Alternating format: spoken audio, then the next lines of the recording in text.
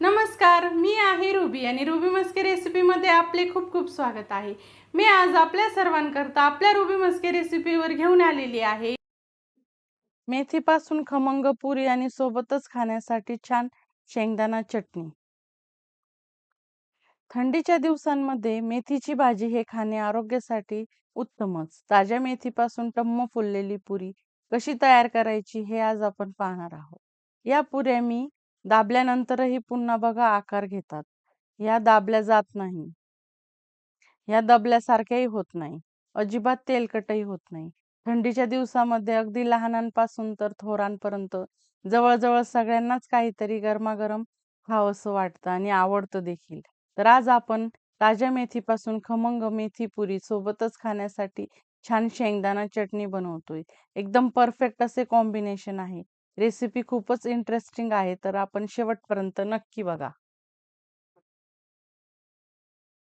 शेंगदाण्याची आपण खमंग चटणी करण्यासाठी त्याकरता सर्वात अगोदर घेतलेले आहे लसूण. हे लसणाच्या पाकळ्या आपण स्वच्छ याची साल काढून घेतलेली आहे. तर बघा अशा पद्धतीने आपण याला भाजून घेऊया. एकदम हलकासा चटका द्यायचा आहे, फार जास्तही भाजायची नाही आपल्याला. तर बघा अशा पद्धतीने याला थोडासा चटका देऊन घेऊया.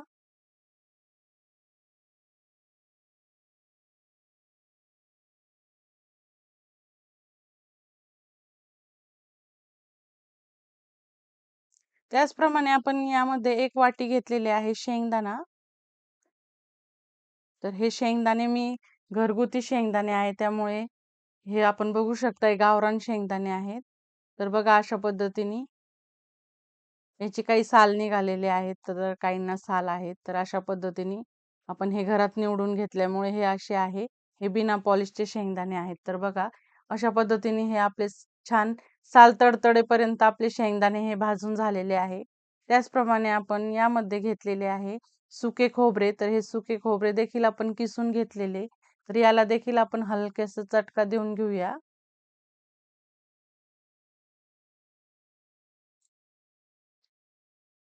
अशा पद्धतीने आपल्याला हे संपूर्ण कोरडेच भाजून घ्यायचे आहे.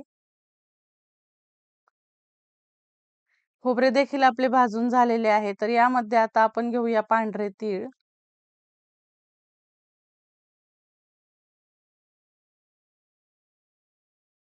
तर मी हे एकाच वाटीने सर्व याचे माप घेतलेले आहे. तर तुम्ही देखील ज्या वेळेला ही चटणी कराल त्यावेळेला एखाद्या वाटीचं मेजरमेंट घेऊन तुम्ही देखील त्याप्रमाणे करू शकता. तर बघा अशा पद्धतीने आपण हे पांढरे तीळ देखील छान तडतडेपर्यंत हे देखील भाजून घेणार आहोत.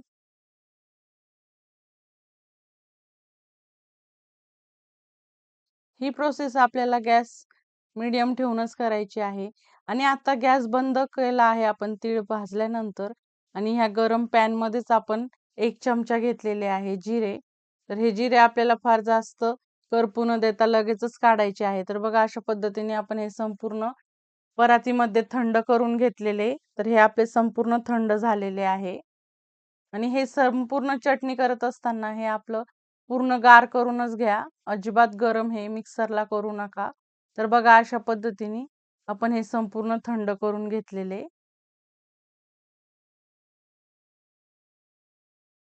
सर्व एकत्र करूनच आपण हे थंड करायला ठेवलेले आहे.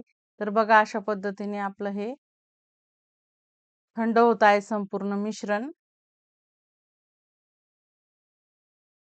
हे संपूर्ण गार झाल्यानंतर आपण हे मिक्सर जारमध्ये याची चटणी तयार करणार आहोत. तर सर्वात अगोदर घालून घेऊया हे संपूर्ण मिश्रण.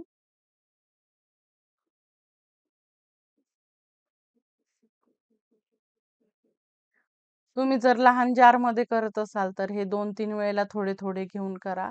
हे मी मोठ्या जारमध्ये करत आहे म्हणून हे संपूर्ण घेत आहे एकदाच. तर बघा अशा पद्धतीने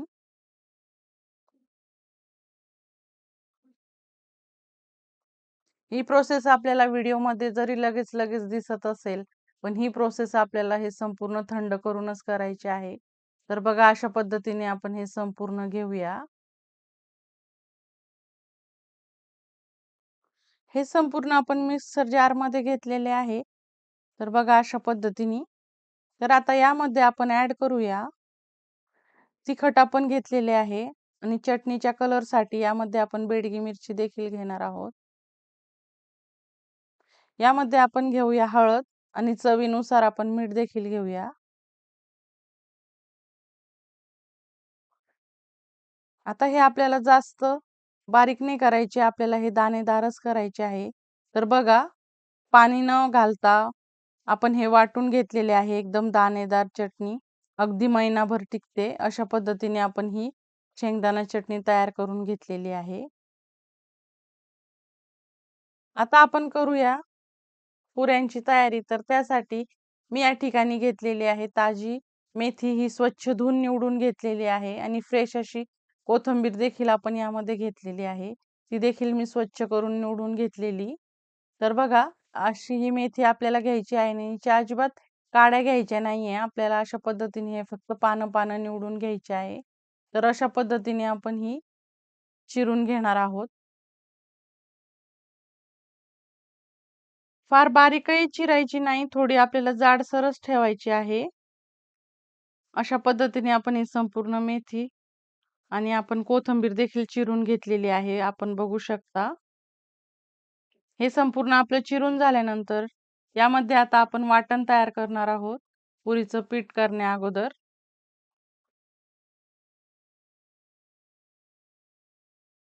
सर्वात अगोदर आपण घेतलेले आहे टोमॅटो.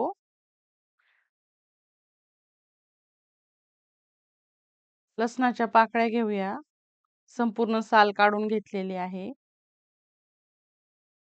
यामध्ये आता आपण घेतलेले आहे हिरव्या मिरच्या. तर चवीनुसार तुम्ही तिखट कमी जास्त घेऊ शकता. यामध्ये आपण घेतलेले आहे जिरे. याची आपल्याला प्युरी करून घ्यायची आहे. तर या ठिकाणी आपली ही मस्त प्युरी तयार झालेली आहे. आपण बघू शकता. यामध्ये टोमॅटो ऑप्शन आहे. तुम्हाला जर नको असेल, आवडत नसेल तर नाही घातले तरी चालेल. पीठ भिजवण्याकरता या ठिकाणी आपण 2 बाउल घेतलेले आहे गव्हाचे पीठ. हे स्वच्छ चाळून घेतलेले पीठ आहे. यामध्ये आता आपण 1 बाउल घेत आहोत ज्वारीचे पीठ. हे देखील आपण स्वच्छ चाळून घेतलेले आहे. तर बघा अशा पद्धतीने.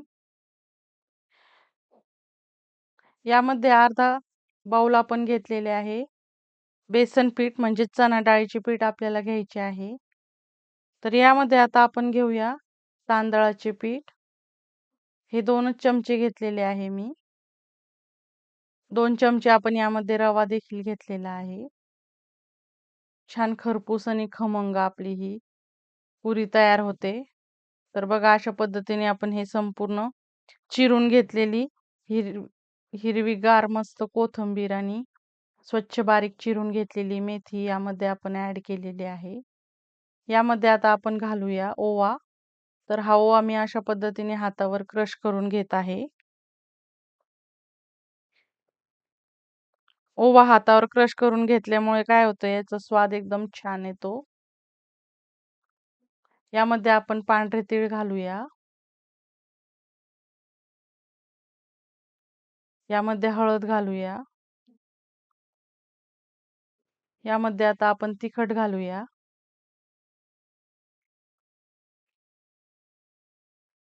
यामध्ये आपण ही धने जिरे पूड देखील घेतलेली आहे.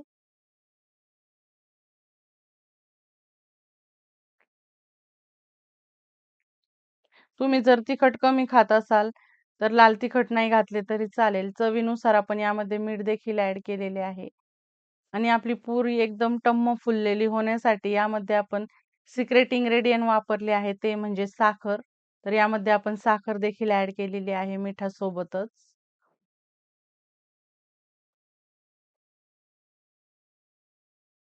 आता यामध्ये आपण ऍड करत आहोत हिंग. आता आपण ही पुरी करण्यासाठी यामध्ये तेलाचे मोहन घालणार आहोत.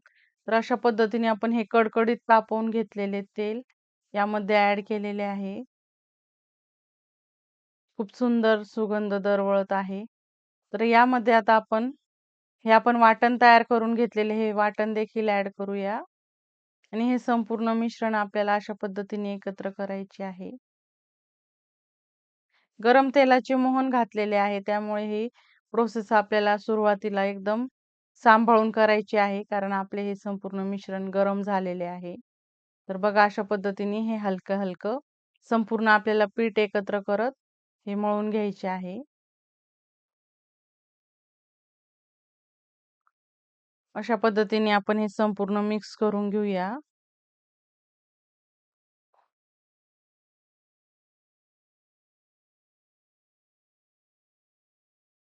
यामध्ये आता आपण थोडे थोडे पाणी घालून हे मळून घेणार आहोत. खूप जास्त पाणी आपल्याला सुरुवातीलाच घालायची नाहीये.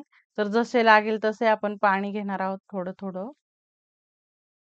आणखी तुम्हाला एक सिक्रेट टिप सांगू इच्छिते, की जर या पुऱ्या तुम्ही प्रवासासाठी करत असाल तर यामध्ये टोमॅटो स्किप करा. बघा अशा पद्धतीने आपण हे संपूर्ण पुरीचं पीठ तयार करून घेतलेले.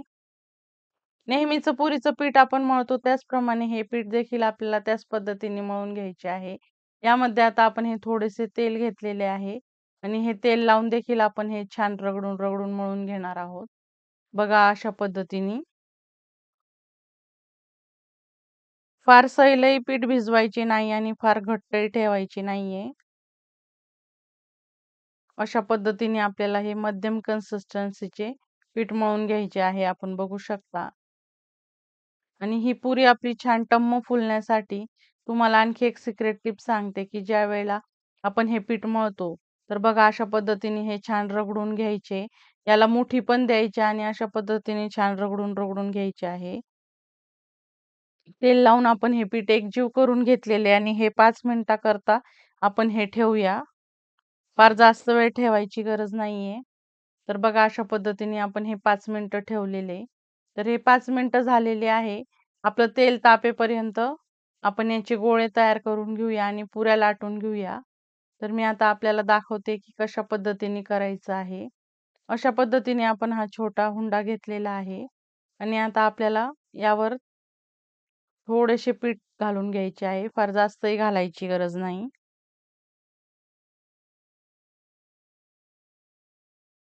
अशा पद्धतीने थोडे थोडे पीठ घेऊन आपण ही पुरी दोन्ही बाजूने लाटून घेणार आहोत.